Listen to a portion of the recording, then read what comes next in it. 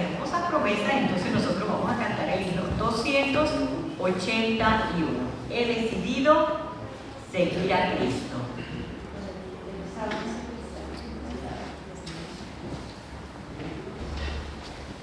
¿Quién no quiere obtener todas esas promesas? Seguir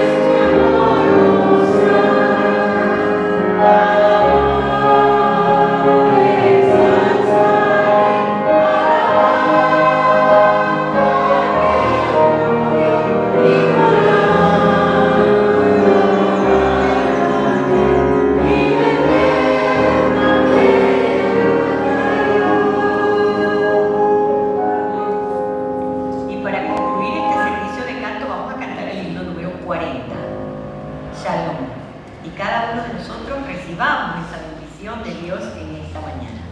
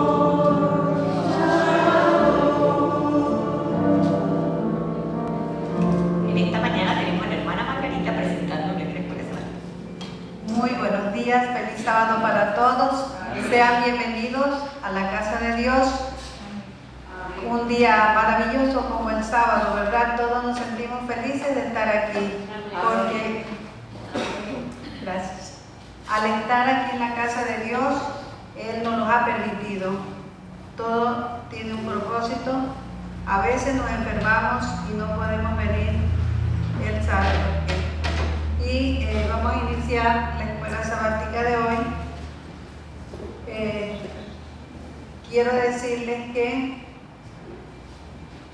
una de las cosas más importantes de nuestra vida es amar a Dios. Nunca nos apartemos de Él.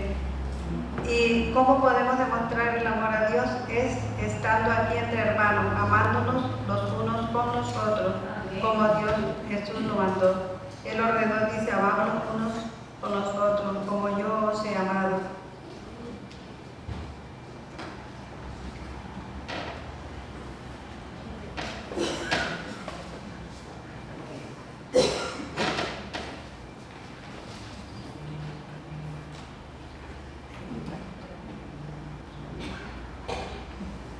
Para iniciar la escuela sabática vamos a cantar el himno Dar Gloria al Señor.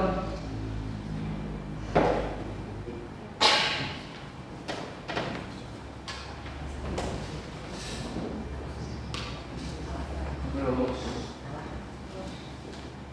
Himno número 2.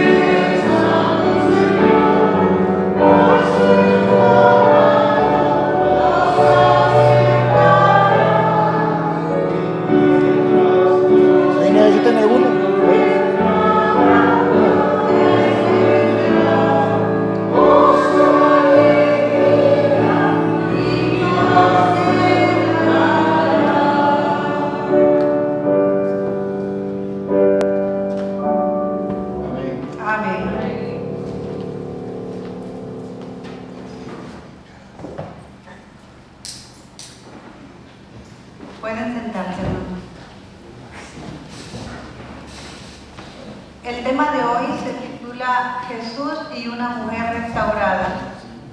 Sean bienvenidos todos los que acaban de llegar. La lectura bíblica la encontramos en Mateo 16:12. Dice: entonces entendieron que no les había dicho que se guardasen de la levadura del pan, sino de la doctrina de los fariseos y de los saduceos. La introducción de la temática de hoy dice así: en el año 2001, la Iglesia Adventista del Séptimo Día adoptó el calendario mundial, el Día Internacional de Énfasis en la Prevención del Abuso, como una iniciativa que promueve la información, el conocimiento sobre el tema, así como el alto a la violencia. Cada año se aborda una de las formas de abuso. Día Internacional para la Eliminación de la Violencia contra las Mujeres. Ustedes saben, hermanos, que sobre todo aquí en Panamá, en los últimos años ha habido mucha violencia. Esposos asesinando a sus esposas y otros hasta comiéndoselas después que las asesinan, cosas terroríficas. Y la Biblia habla que estas cosas no deben ser.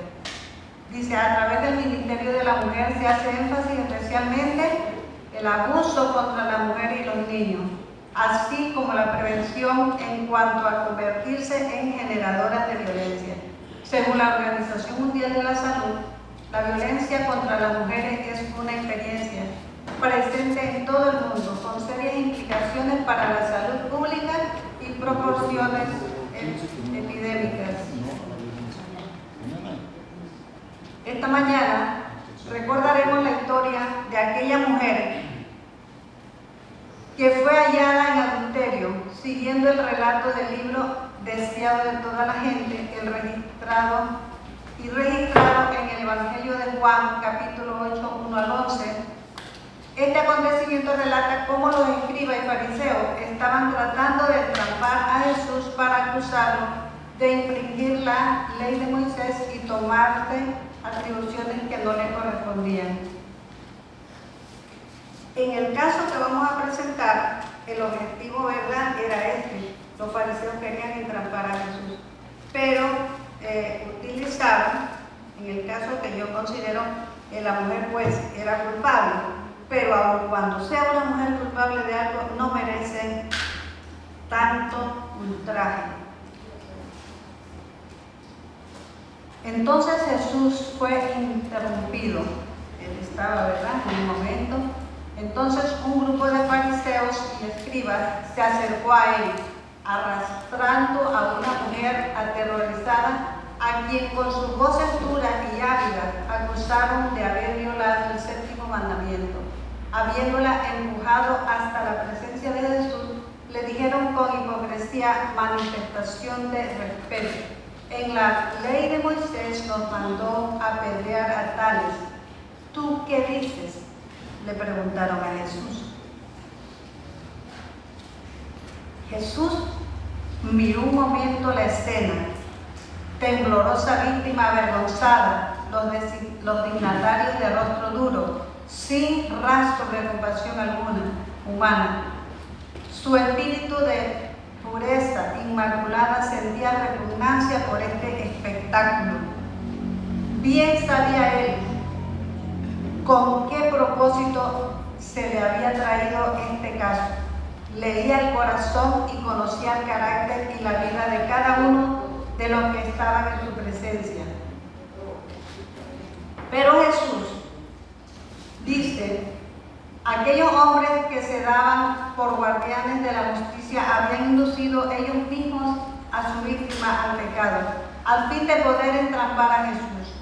No dando señal de haber oído la pregunta, Jesús se agachó y fijó los ojos en el suelo y empezó a escribir.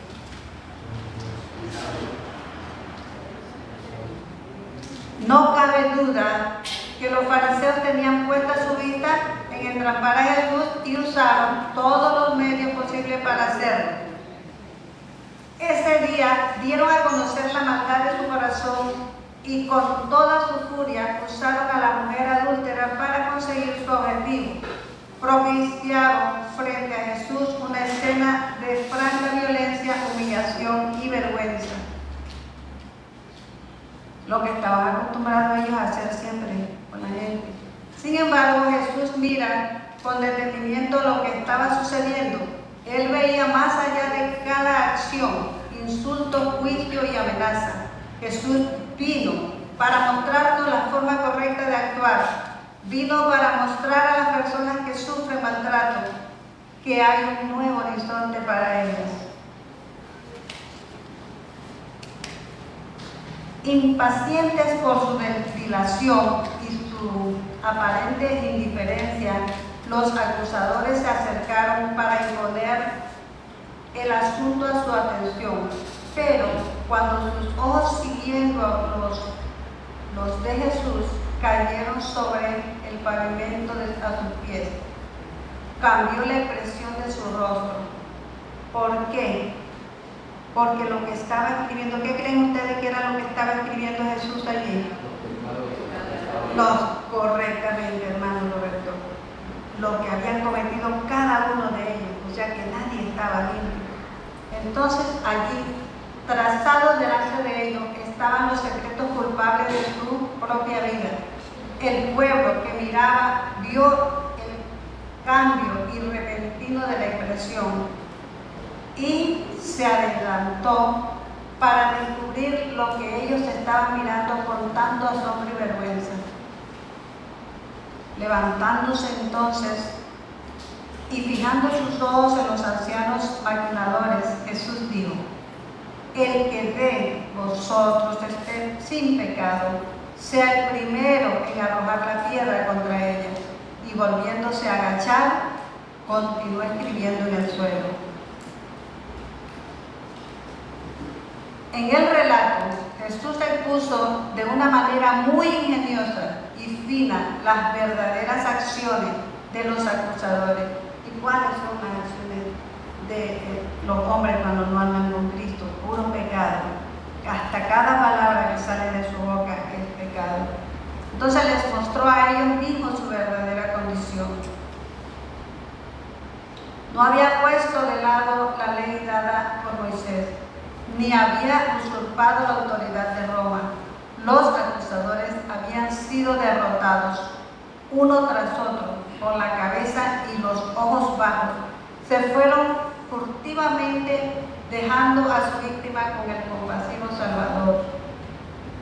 Jesús entonces enderezó y mirando a la mujer, dijo: mujer, ¿dónde están los que te acusaban? Ninguno te ha condenado. Y ella le dijo: Señor, ninguno. Entonces Jesús le dijo: ni yo te condeno, vete y no peques más. Mire, hermano, aquí hay mensajes profundos. Cuando nosotros fuimos bautizados, el Señor nos limpió de pecado. Sin embargo, ¿cuál es el secreto para mantenerse unido a Jesús? No pecar más. Ven, no peques más. Entonces, Jesús le dijo: ven y no peques más. Su corazón se enterneció y se arrojó a los pies de Jesús, expresando con sollozo su amor agradecido, confesando sus pecados con amargas lágrimas. Cuando Jesús liberó a la mujer de la violencia de aquellos hombres, su vida fue transformada. Es que nosotros, desde que somos salvos, nuestra vida se transforma en todos los sentidos.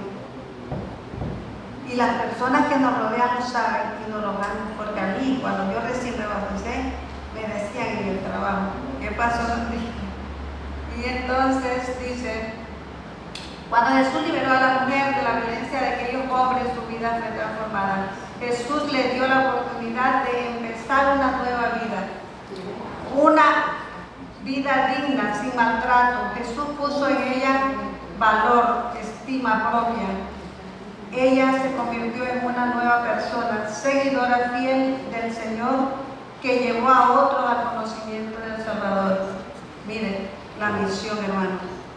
Si nosotros dimos algo, también deseemos que otros, nuestros familiares, amigos, sean salvos también.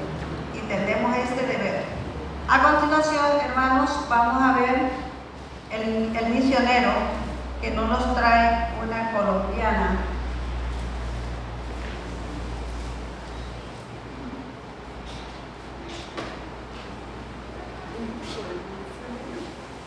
Para el sábado 31 de agosto, un barco comprado a Salazar. Adriana ya era una experta en plantar iglesias en Colombia. Esta esposa y madre de 35 años había plantado 6 iglesias a lo largo de 15 años y estaba dispuesta a ayudar a plantar una iglesia en un barrio pobre del sur de Bogotá, la pujante capital colombiana. Pero nadie parecía capaz de encontrar un local asequible en una buena ubicación. La semilla de la iglesia fue plantada cuando Willington, un ex alcohólico del barrio, entregó su corazón a Jesús y creó un pequeño grupo de estudio de la Biblia en su casa. El grupo fue creciendo y se tuvo que mudar varias veces. Ahora, 50 personas se reunían para adorar a Dios todos los sábados y ya era hora de que tuviera su propia iglesia. Adriana pertenecía a otra congregación que quería ayudar a Willington a plantar la iglesia. Miró 5 inmuebles, pero ninguno servía. Entonces Willington sugirió un bar que había frecuentado antes de bautizarse. El bar estaba en un punto céntrico y se encontraba a la venta, pero el precio era demasiado alto. Adriana se reunió con el propietario del bar. Le explicó que los miembros de la iglesia querían comprar su local, pero que no disponían de fondos. ¿Podría esperar un año mientras reunimos el dinero?, le preguntó. El dueño no quiso esperar y negó con la cabeza. Adriana le rogó que lo reconsiderara, pero él no accedió. Sin embargo, le dijo: si tu plan viene de Dios, este inmueble será tuyo. Adriana y otros miembros de la iglesia oraron a Dios y empezaron a recaudar fondos. Para aquel entonces llegó un posible comprador a echarle un vistazo al local. Le gustó lo que vio, aceptó comprarlo. Así que los miembros de la iglesia se preguntaron si perderían el inmueble. Oraron para que se hiciera la voluntad de Dios y se hizo. El posible comprador se marchó y nunca más volvió con el dinero para comprarlo. Entonces otro comprador visitó el inmueble y se comprometió a comprarlo.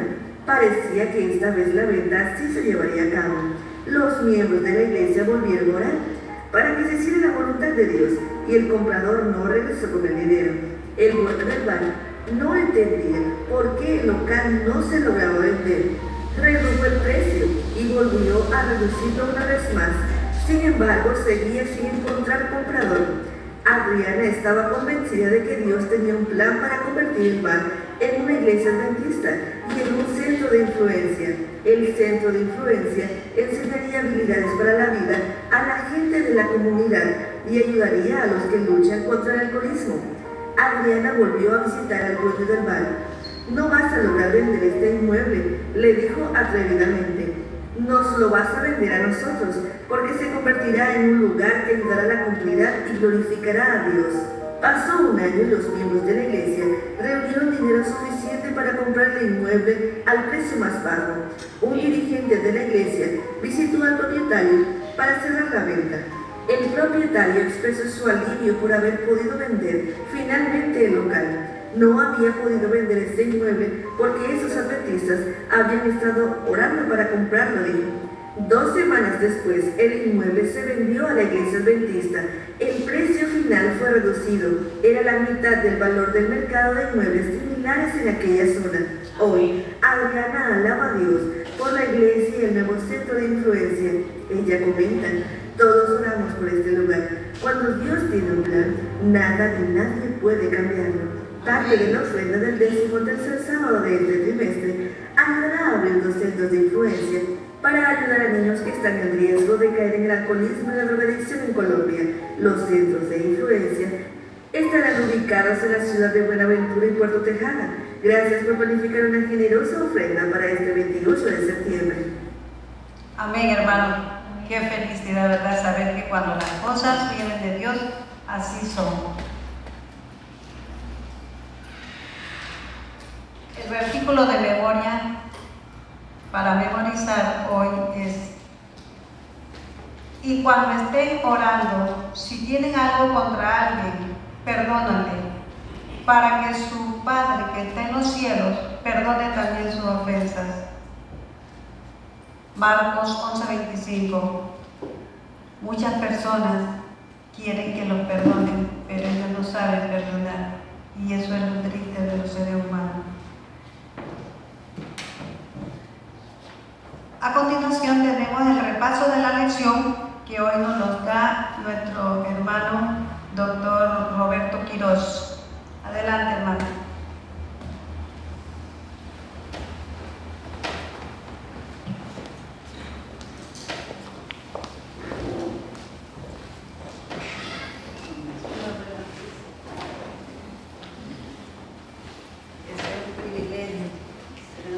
Feliz sábado, buenos días. ¿Cómo están? Bien. Qué alegría de tenerles aquí en esta mañana de sábado y poder juntos escudriñar la palabra de Dios, poder repasar lo que hemos estudiado en la semana, y si no hemos estudiado, igual vamos a aprender algunas cosas nuevas, ¿verdad?, de la palabra de Dios. Les invito a inclinar sus rostros para invitar nuevamente la presencia de Dios para este repaso. Padre, te damos gracias porque tú eres bueno, porque para siempre es tu misericordia. Gracias porque en esa misericordia nos has traído a esta casa de oración en esta mañana. Queremos pedir tu presencia y para ello pedimos el perdón de nuestros pecados, para que no sean un impedimento para ese derramamiento del Espíritu que tú quieres hacer en nuestro medio. Apresura los pasos de aquellos que están en camino, tráeles con tu bendición. También bendice a aquellos que por alguna razón u otra no pueden llegar a congregarse en esta mañana. Que tus santos ángeles y tu Espíritu Santo también esté con ellos. En el nombre de Jesús. Amén. Amén. Muy bien, estamos estudiando el libro de Marcos, ¿verdad? Un hermoso libro, una perspectiva de lo que es la vida de Jesús. Es un libro que tiene 16 capítulos.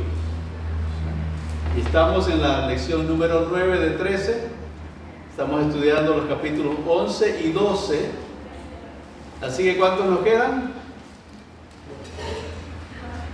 A ver, esa matemática. Okay. Nos quedan 4 y nos quedan 4 sábados. Okay.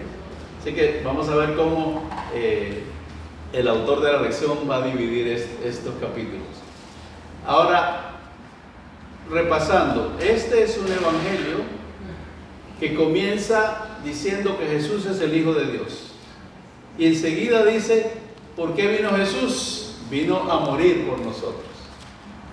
O sea, se sabía quién era y hacia dónde iba y por qué había venido.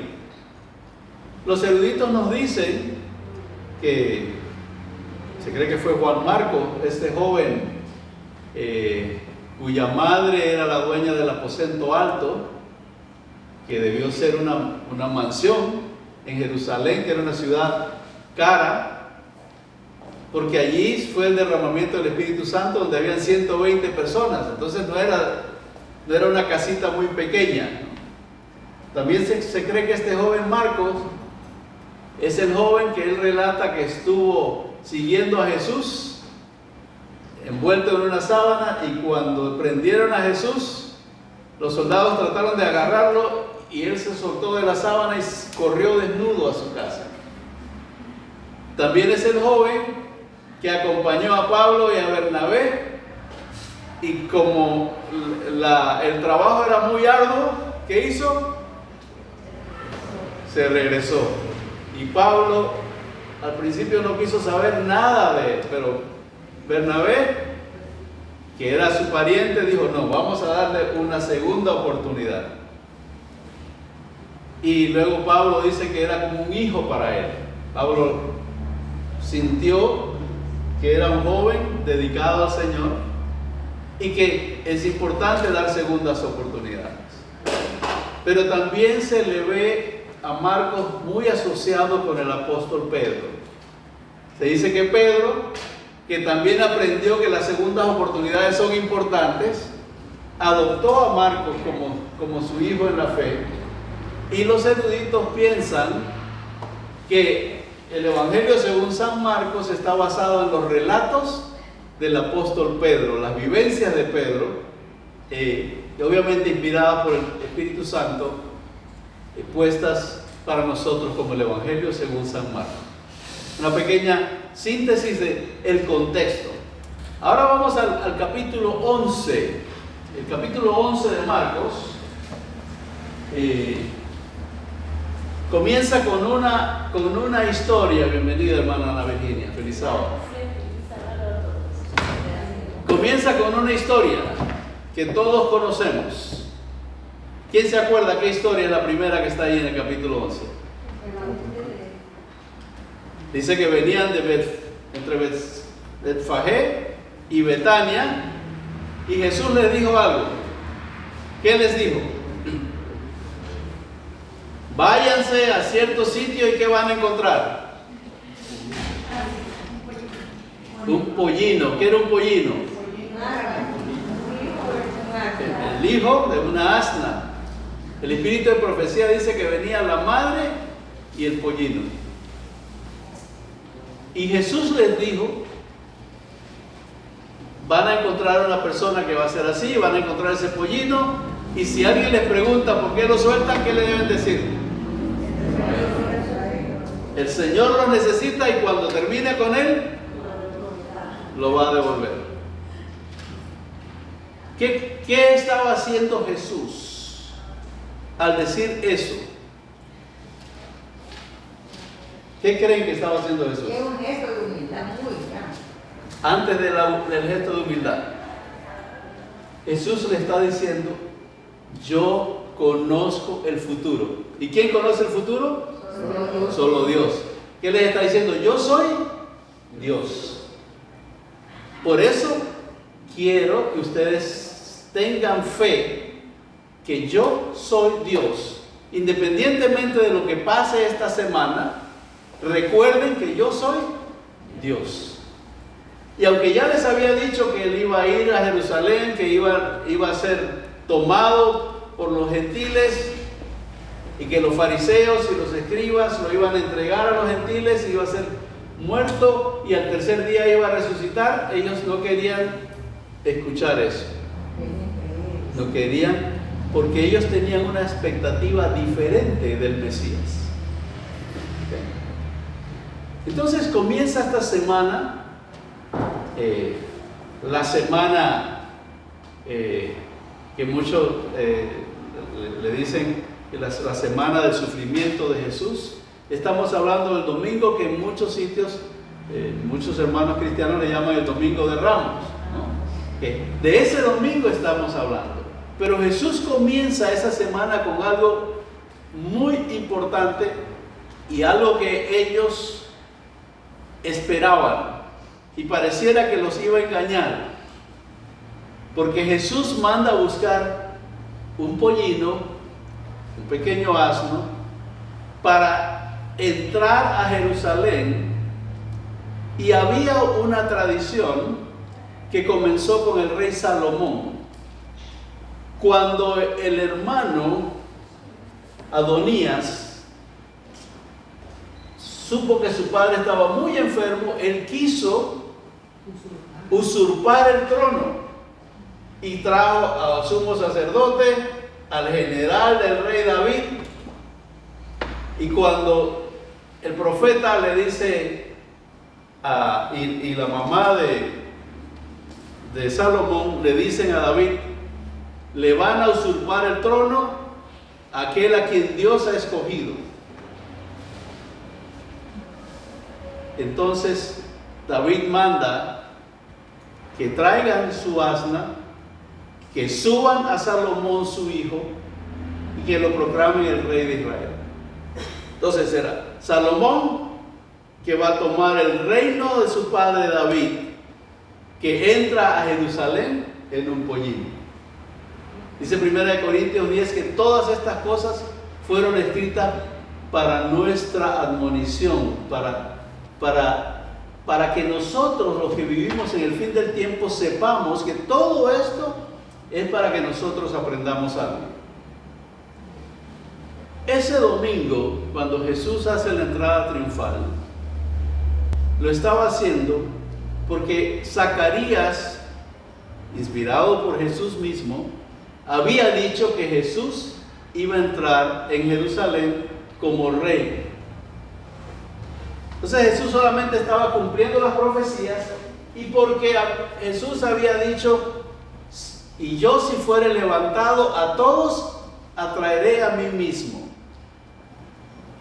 En ese momento se estaba celebrando la Pascua, era la semana de la Pascua, y cuando el día 14 del primer mes caía, que era considerado un sábado ceremonial, cuando caía en un sábado semanal, se conocía como el Gran Sábado, y era una fiesta muy importante. Entonces muchas personas, muchos judíos y muchos conversos al judaísmo venían de todo el mundo conocido a Jerusalén para celebrar la Pascua.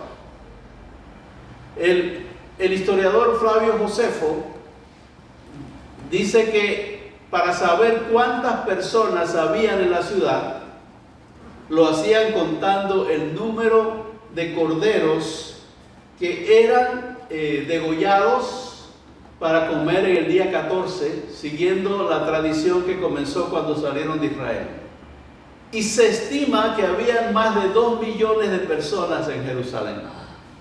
Okay. Por el número de corderos que mataron en esa ocasión, de acuerdo a este historiador judío, que vivió en el tiempo de Jesús y que estuvo en el sitio de Jerusalén. Así que se imagina que cuando Jesús manda a buscar el pollino y llega, y todos comienzan a poner sus vestiduras sobre el pollino, y cuando Jesús se sube al pollino, dice Marcos, solo estamos repasando, ustedes pueden leer ahí los primeros versículos de Marcos, el capítulo 11, la gente se llenó de júbilo, y dice el versículo 9, Marcos 11, 9, dice: los que iban delante y los que los seguían gritaban: Hosana, bendito el que viene en el nombre del Señor, bendito el reino de nuestro padre David que viene, Hosana en las alturas. Dice el Espíritu de profecía que toda la ciudad se volcó para entrar con Jesús, porque pensaban que Jesús venía a eliminar a los romanos y que nuevamente Israel iba a ser la primera potencia mundial. Pero lo que Jesús estaba haciendo era que todos los que estaban allí fuesen atraídos hacia Él, el Cordero de Dios que quita el pecado del mundo. Entonces tenía que comenzar con este acto maravilloso que permitiera que todos pusiesen la vista en los acontecimientos de esta semana. Así que Jesús se subió al pollino, y el Espíritu de profecía nos dice algo interesante, que había una persona que tomó el burrito, ¿verdad?, el cabestro del burrito, y lo guiaba. ¿Quién era esa persona?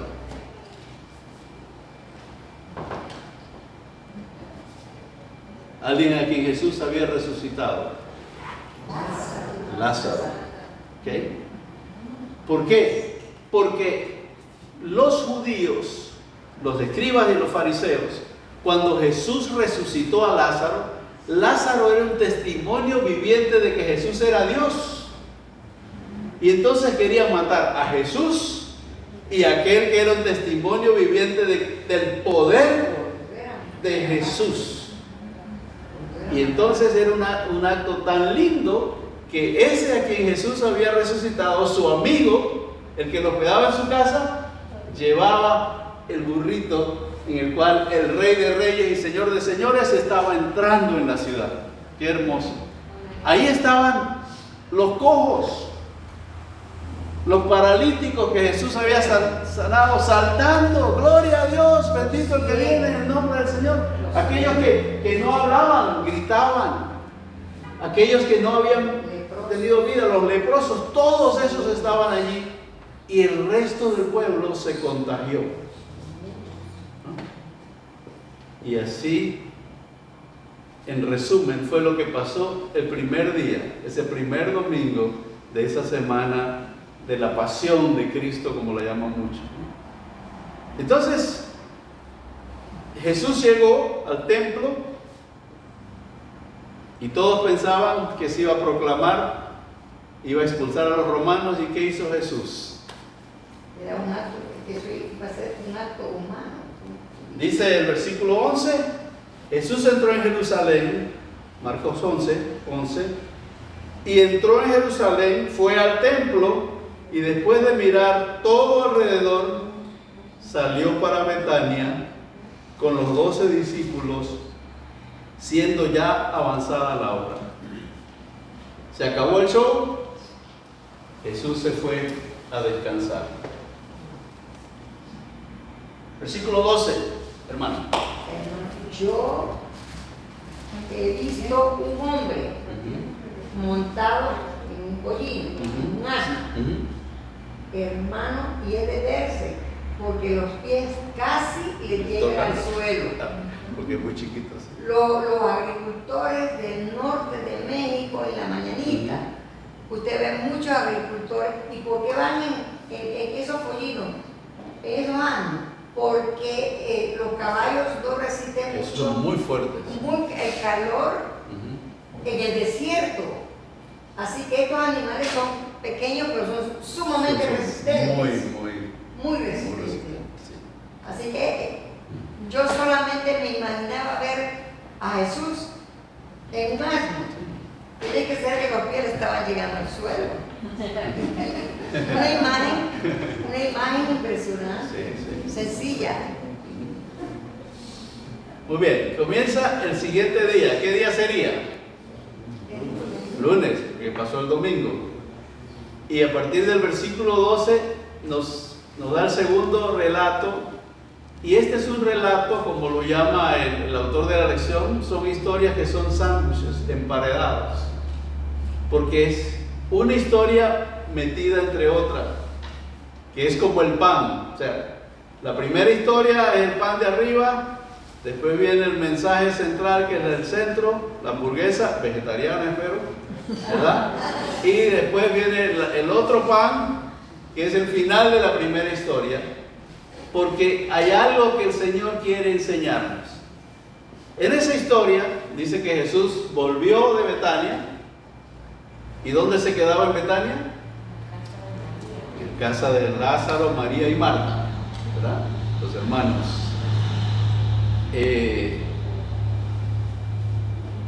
Y llegó y dice que vio a lo lejos un árbol. ¿Qué árbol? Una higuera. ¿Cuántos conocen una higuera? Bueno, mi esposa tiene 2 en la casa. Tiene higos y hace unos dulces muy ricos. Entonces, la higuera, cuando va a dar fruto, primero se llena de ¿qué cosas? De hojas. Y Jesús vio la higuera llena de hojas y dice que tenía hambre y se acercó. Ahora, Jesús es Dios, ¿no es cierto? Dios lo sabe todo. ¿Sabía Jesús que la higuera no tenía hojas? Por supuesto que sabía. No tenía higos. Perdón, no tenía higos. Pero todo está escrito para nuestra enseñanza. Por eso sucedió lo que sucedió. Un día mi esposa me preguntó, ¿Jesús se enojó y maldijo la higuera? Digo, no.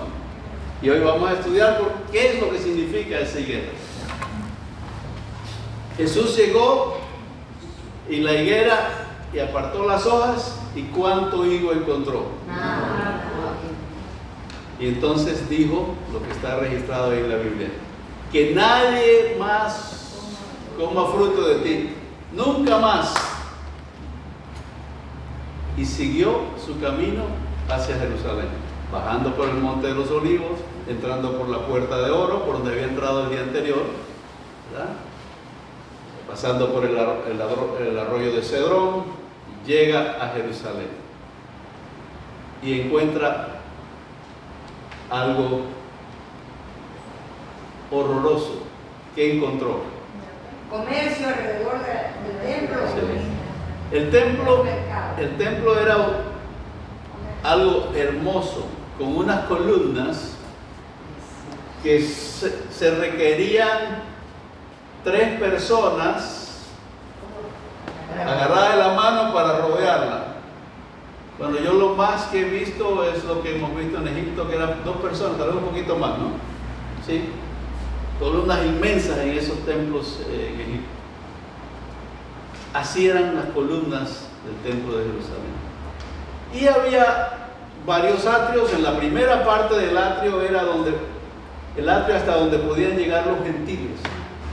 Es decir, si usted y yo nos convertíamos al judaísmo y llegábamos al templo de Herodes, como se le conocía, solamente podíamos llegar a ese atrio, ¿verdad?, de los gentiles, y había un letrero que decía: de aquí para allá no puede pasar ningún gentil, porque no respondemos por su vida. El que pasaba de ahí lo eliminaban, no es que podían, lo eliminaban, punto.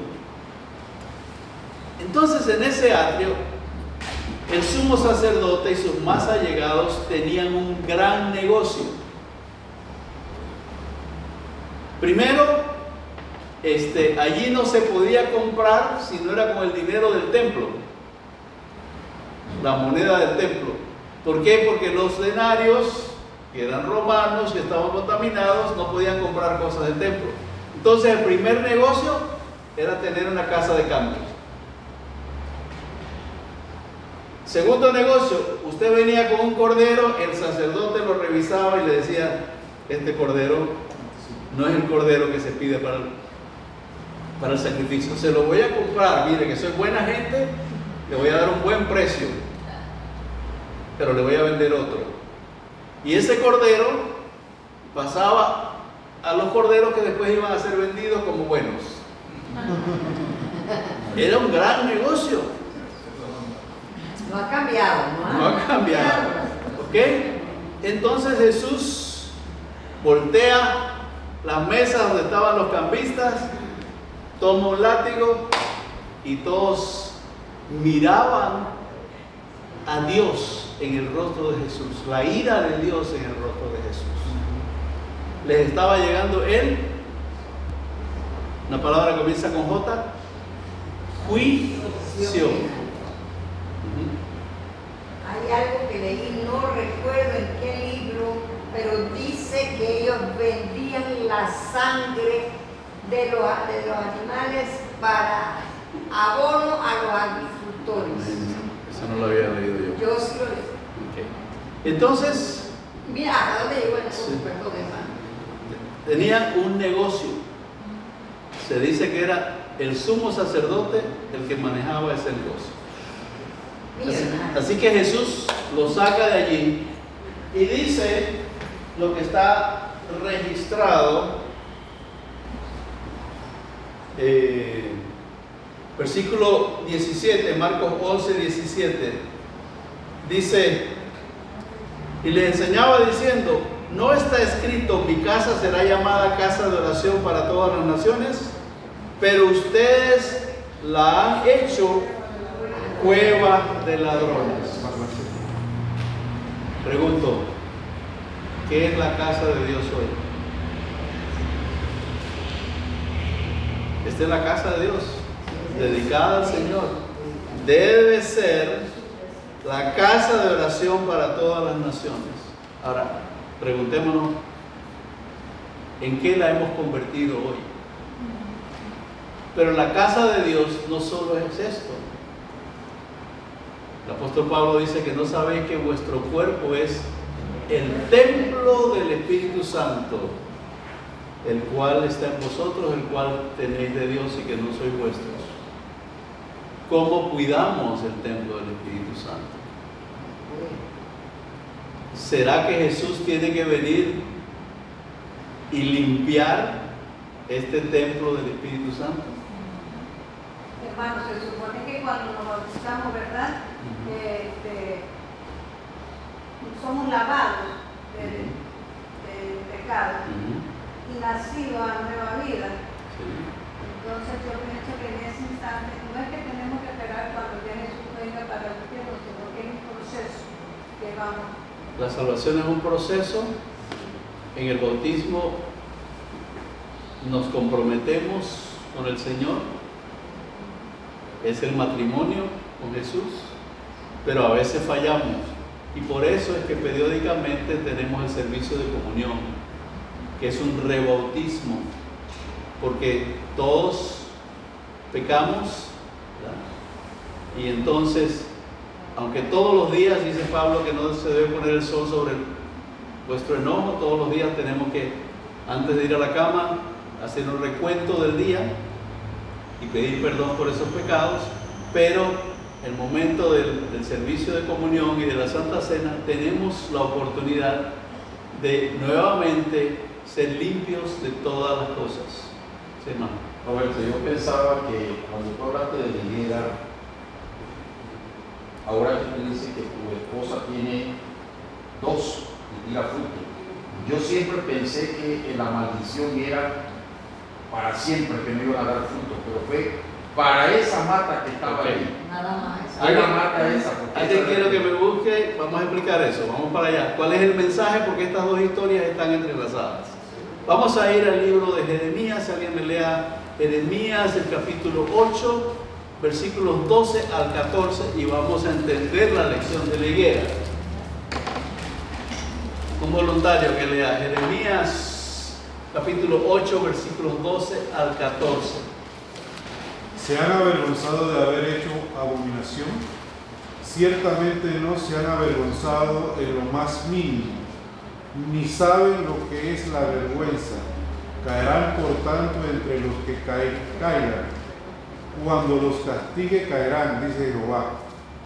Los eliminaré de todo, dice Jehová. No quedarán uvas en la vid, ni higos en la higuera, y se caerá la hoja, y los que le han dado pasará de ellos. ¿Por qué permanecemos sentados? Rehuimos.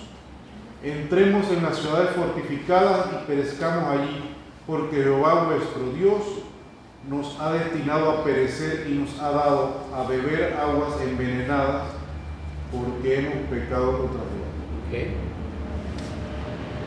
Ahí está, Jesús está cumpliendo la profecía de Jeremías capítulo 8. Dios le dio a su pueblo todo. Dios no escogió a Israel, Dios lo formó. Recuerden que Sara era estéril y por el poder de Dios nació Isaac, ¿verdad? La esposa de Isaac también era estéril y por eso, por el poder de Dios, nació Jacob, que luego se llamó Israel. O sea, Dios no los escogió, los creó. Les dio todo. Pero ellos se volvieron como una higuera estéril. Se llenaron de hojas. Y la pregunta es, ¿estamos hoy los adventistas del séptimo día llenos de hojas? Tenemos la verdad. Nos enorgullecemos de la verdad, pero llegamos hasta allí. Y Jesús dijo, por sus frutos, no por sus hojas. Entonces cuando Jesús llega a la higuera, llegó el juicio. Jesús llega sin avisar, llega sin esperar, sin que lo esperes. Y puede llegar a tu vida en cualquier momento, para ver si solo eres hoja o si tiene fruto. Y si no damos frutos, vamos a ser igual que la higuera, malditos, y no vamos a poder dar más fruto. Entonces Jesús cierra la otra parte de esta historia en sándwich, en emparedado, diciendo, si tú tienes fe, si tú perdonas, que era el versículo de memoria, si tú perdonas a los demás, puedes pedir perdón a Dios, y las peticiones que tú hagas, si lo crees en tu corazón, Dios lo va a responder. Puedes decirle a esta montaña, muévete de aquí, dice Jesús. Si tienes fe, como un grano de mostaza, si perdonas a los demás para que Dios te perdones, puedes también recibir la bendición que tuvo Jesús como hombre, porque Él hacía solamente la voluntad de Dios y el Espíritu Santo era el que hacía todos estos milagros por Jesús. ¿Okay?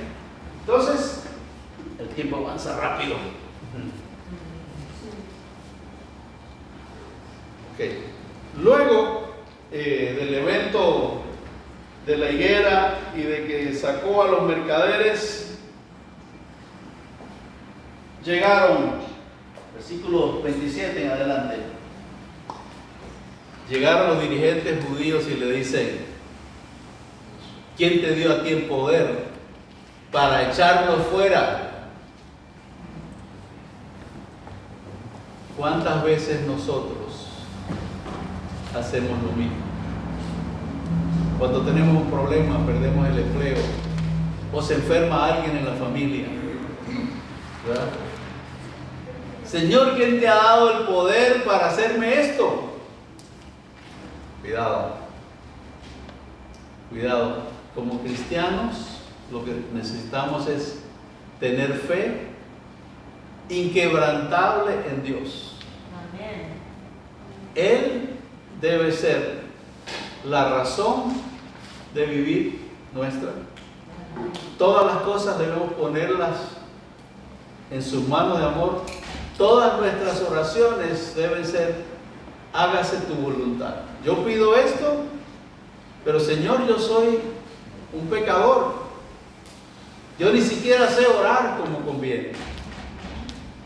Yo no sé si lo que te estoy pidiendo es lo mejor para mi vida.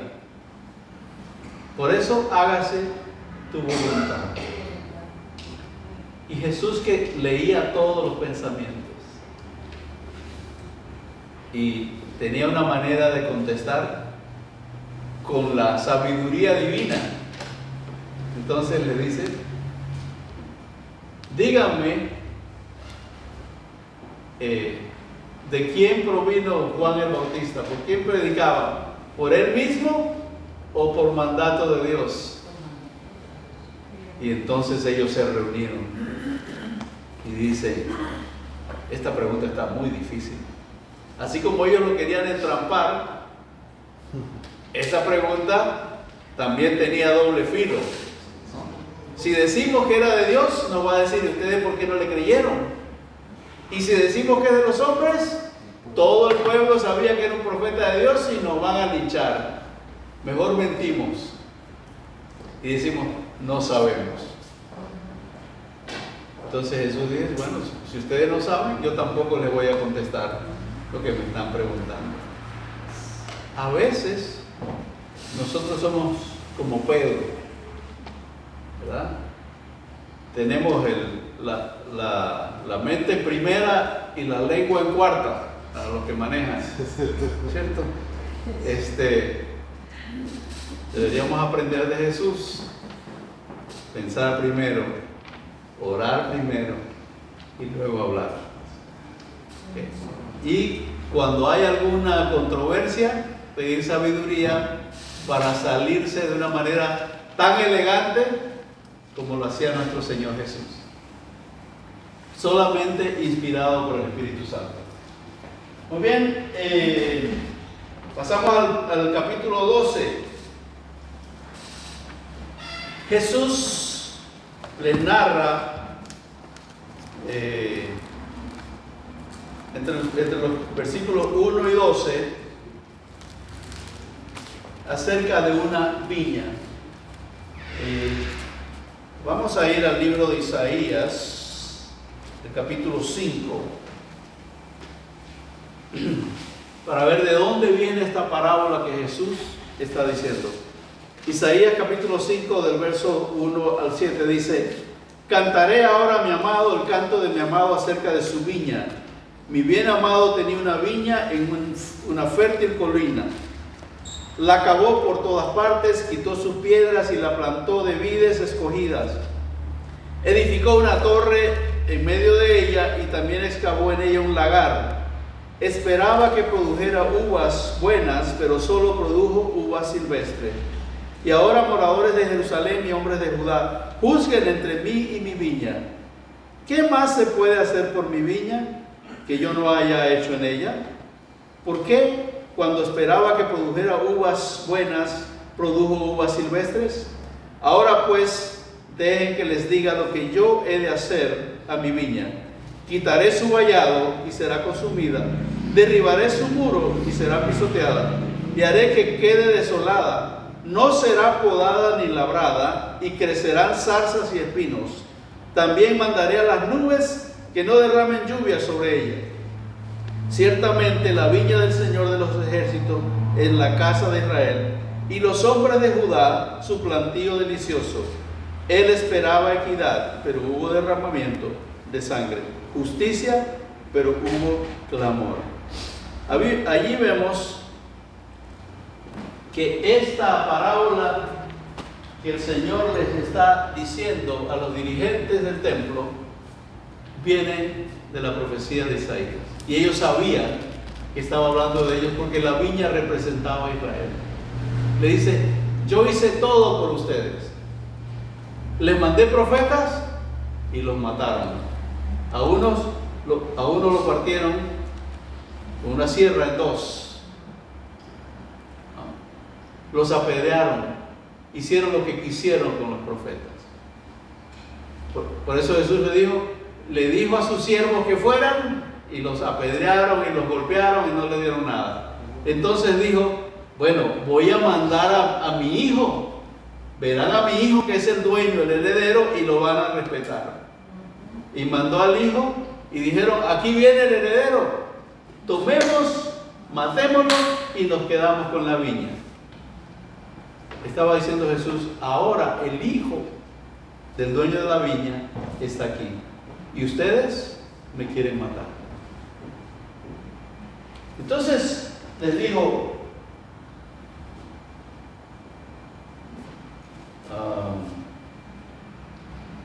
versículo 9, Marcos 12: ¿qué hará entonces el dueño de la viña?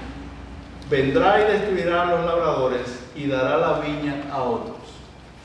Estaba diciendo, el pueblo de Dios han sido ustedes hasta hoy.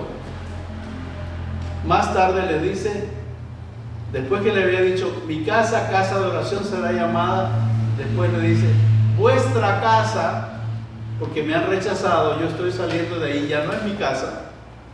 Vuestra casa ha quedado desierta. Y por eso pasó la antorcha de la verdad del pueblo de Israel a los gentiles. En el año 34, cuando apedrearon a Esteban y cuando separó al apóstol Pablo para ser quien predicara el evangelio a los gentiles. Y ellos entendieron perfectamente lo que Jesús les estaba diciendo y sabían que ya ellos estaban destituidos de ser el pueblo de Dios, porque eso era lo que Jesús les estaba diciendo en esa parábola de la viña. Por eso querían, dice versículo 12, y procuraban prender a Jesús, pero temían a la multitud porque comprendieron que contra ellos había dicho la parábola, y lo dejaron y se fueron. Muy bien, pasamos a la siguiente parte, que son los versículos 13 al 17. Dice el versículo 13 que enviaron a unos jóvenes fariseos que Jesús no conocía, no eran los más prominentes, y unos herodianos. Los fariseos eran los dirigentes religiosos. Los herodianos eran los políticos, los que apoyaban a Herodes. Y siempre que se mezcla el poder civil y el poder religioso, hay problemas. Pasó en la llanura de Dura. Nabucodonosor puso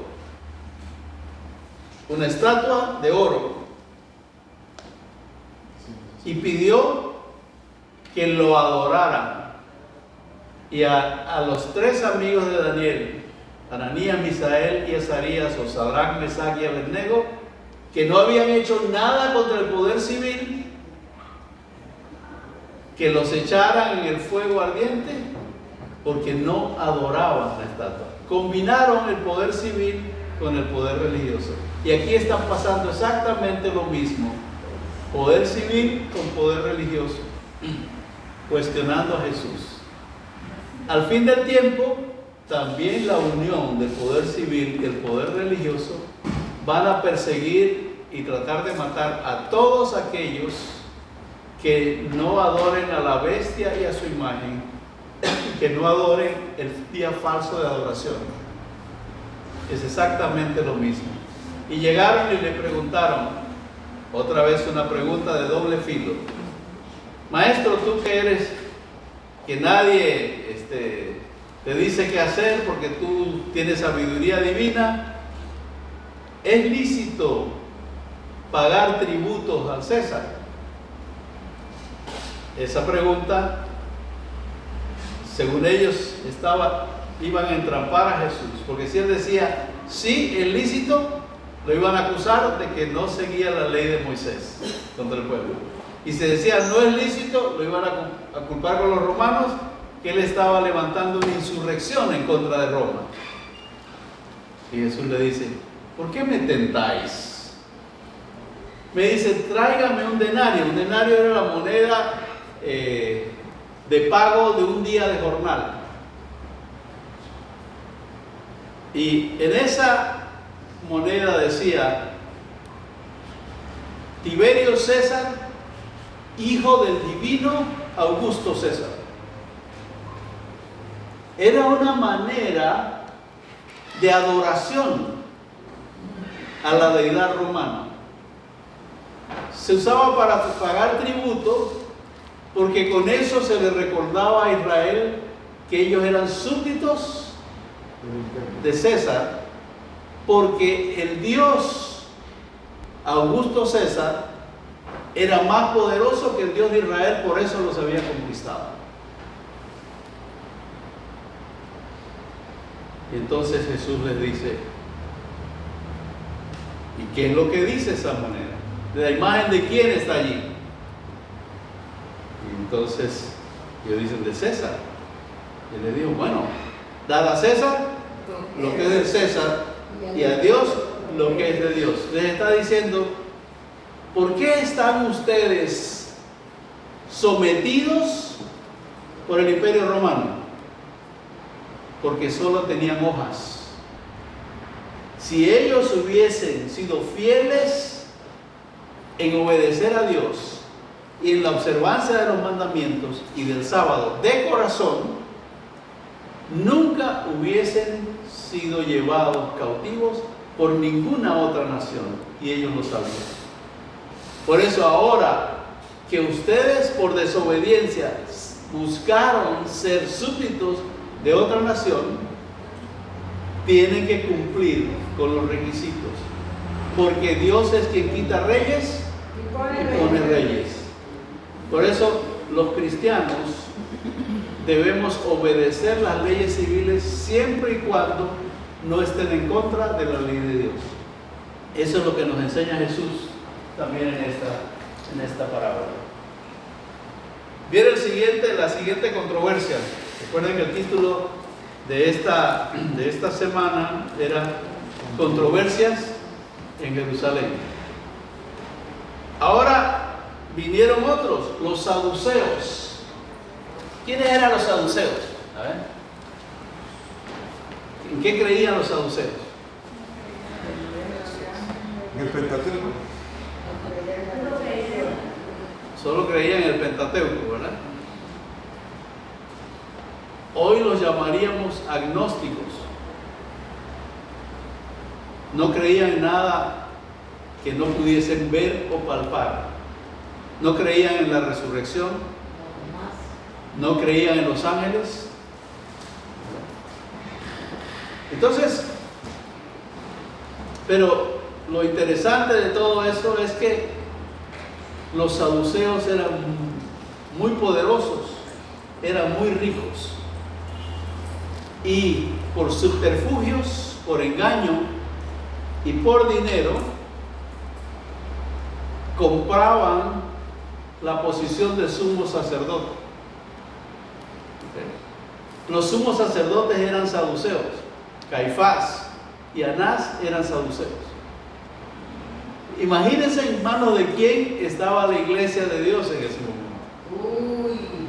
De gente agnóstica que no creía en la resurrección, ni creía en los ángeles, ni nada sobrenatural. Y eran ellos quienes manejaban el negocio que hablamos hace un rato. O sea, ser dirigente de iglesia era un negocio para ellos. No tenía nada que ver con la palabra de Dios, con el plan de salvación. Y por eso es interesante la pregunta de alguien que no cree en la resurrección. Y este tema de la resurrección era un pleito permanente entre los fariseos, los escribas y los saduceos. Y ellos utilizaban este tipo de historias como la que dicen aquí para entrampar a Jesús. Moisés había dicho que si normalmente en una familia se casaba el hijo mayor primero, y si el hijo mayor moría, como era el primogénito, el que tenía la bendición de Dios y todas las tierras del padre, el segundo hijo tenía que tomar por esposa la mujer del hermano, y la descendencia no llevaba el nombre del segundo hijo sino del primero, y se convertía en el sacerdote y en el primogénito de la familia. Entonces ellos inventan una historia que dice que hubo una mujer y que el hijo mayor murió, el segundo murió y tuvo 7 de los hermanos fueron maridos de ella. Y entonces le preguntan a Jesús, en la resurrección de los muertos, en la que ellos no creían, ¿no?, ¿de quién va a ser esposa? ¿De cuál de los 7? Según ellos tenían a Jesús contra la pared. Ahora, muchas personas utilizan este texto para hacer teología. En la Biblia tratamos de buscar muchos textos que refuercen una creencia, pero es difícil basarla en un solo texto. Jesús dijo, no sabéis, ignoráis las Escrituras y el poder de Dios. Y luego dice, cuando Dios resucite, el poder de Dios va a resucitar a los muertos. Le dijo, sí hay resurrección, ¿verdad? No se van a casar ni se van a dar en casamiento. Quiere decir, no va a haber nuevos matrimonios. Sino que seréis, como otra cosa que ellos no creían, como ángeles en el cielo. Y muchos dicen, ven, en el cielo no va a haber familia. Ahora, yo estuve buscando los comentarios bíblicos, la Biblia de Andrews, y hay muy poco comentario sobre este texto. Pero hay 2 cosas que yo quiero resaltar aquí. Uno, lo primero que tengo que hacer es tener fe en Dios. Que Dios sabe qué es lo mejor. Y quiero que alguien me lea 1 Corintios 2:9. Yo siempre he pensado, Roberto, que eso es un misterio que solo Dios lo sabe. Porque yo me quedo pensando, ninguno de nosotros tiene esa mente como la del Señor. 1 Corintios 2:9. Sí. Dice, antes bien, como está escrito, cosas que ojo no vio, ni oído oyó, ni han subido al corazón del hombre son las que Dios ha preparado para los que le aman. Quiero que quede muy claro que el cielo es, imagínense cuál ha sido su mejor día mientras ha vivido en esta tierra, el día más feliz, lo que usted más ha disfrutado en esta vida, un solo día, el más feliz de toda su vida, multiplíquelo por 1.000.000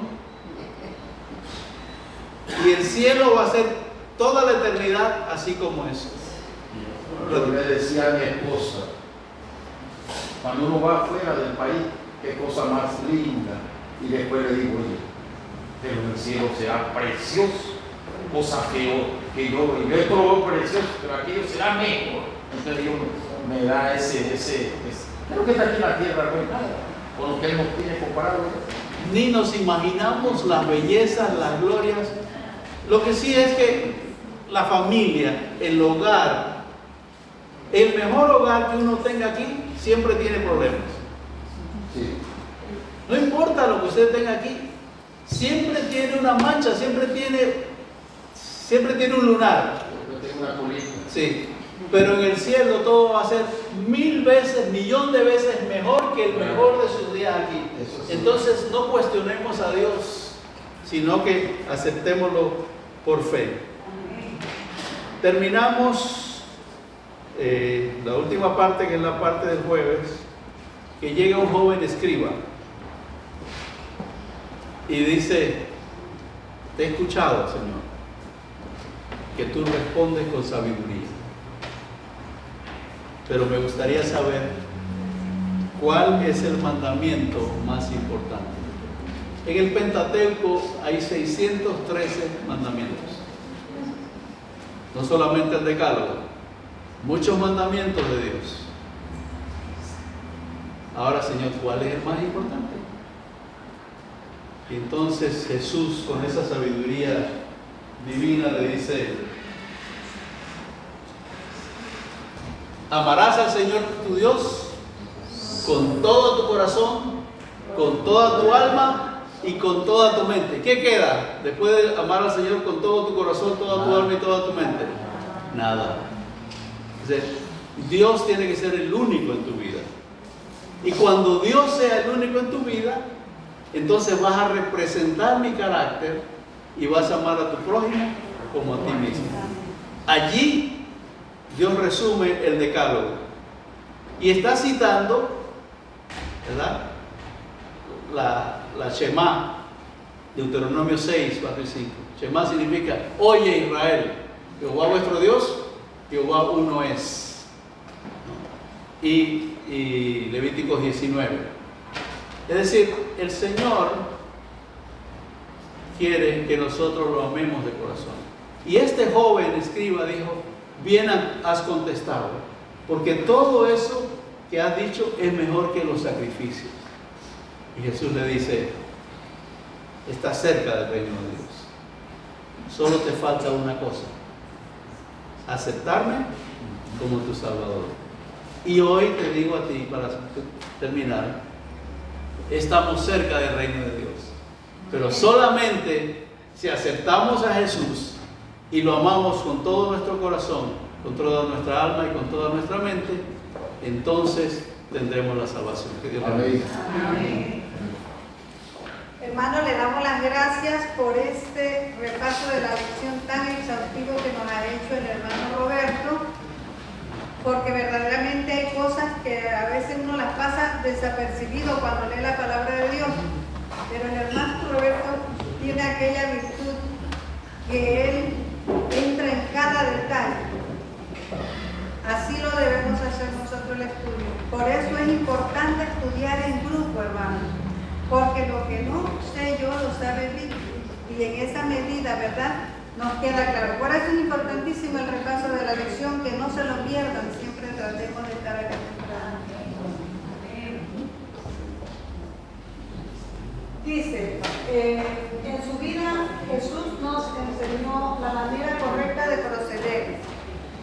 En todo momento y lugar evitó